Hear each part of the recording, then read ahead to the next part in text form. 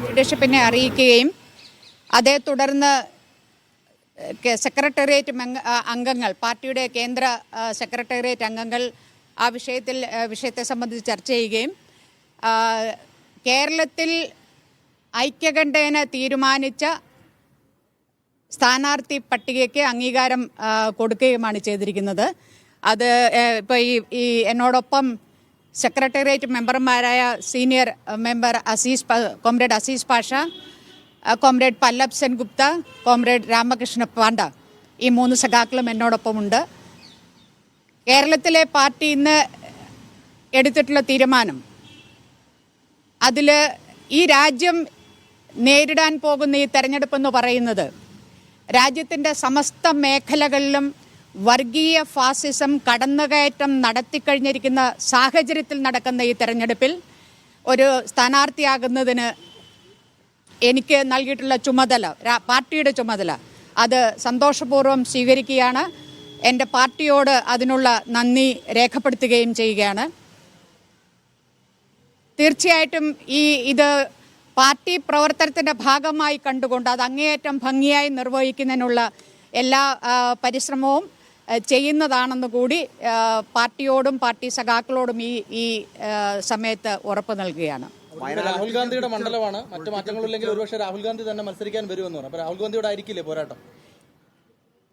CPI എന്ന party, ആ party അതിൻ്റെ വിവിധ ഘടകങ്ങളിൽ ചർച്ച ചെയ്തെടുത്ത ഈ തീരുമാനം, ആ തീരുമാനത്തിൻ്റെ അടിസ്ഥാനത്തിലാണ് ഇന്ന് സംസ്ഥാന സെക്രട്ടറി കേന്ദ്രത്തിൽ നിന്ന് ലഭിച്ച അനുമതിയെ തുടർന്ന് സ്ഥാനാർത്ഥികളുടെ പട്ടിക മാധ്യമങ്ങളോട് ഷെയർ ചെയ്തത്, സംസ്ഥാനത്തെ ജനങ്ങളോട് അറിയിച്ചത്.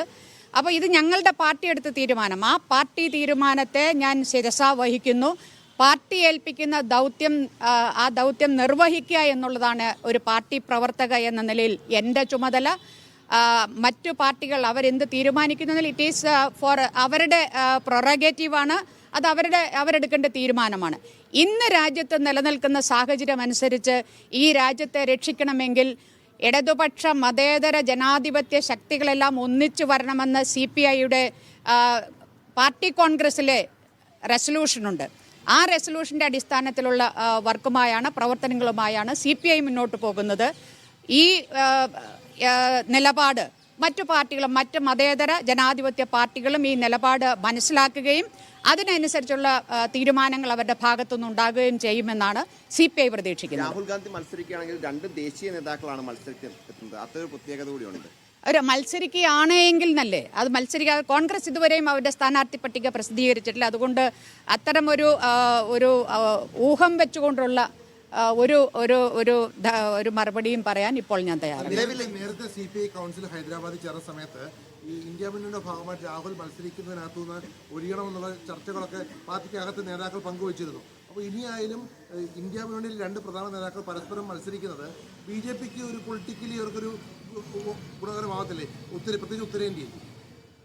ഞങ്ങളുടെ പാർട്ടിയുടെ അടുത്ത സമയത്ത് നടന്ന ഹൈദരാബാദിൽ വെച്ച് നടന്ന ദേശീയ നിർവാഹക സമിതിയും ദേശീയ കൗൺസിലും പാർട്ടി ഇത്തരത്തിലൊരു ചർച്ചകൾ നടത്തിയിട്ടില്ല. പാർട്ടി എവിടെയൊക്കെ പാർട്ടിക്ക് മത്സരിക്കണം, ഇത് 4 സീറ്റ്, കേരളത്തിലുള്ള 4 സീറ്റുകളും അത് കഴിഞ്ഞ കുറേ തെരഞ്ഞെടുപ്പുകളിലായി ഞങ്ങൾ മത്സരിച്ചു കൊണ്ടിരിക്കുന്ന മണ്ഡലങ്ങളാണ്.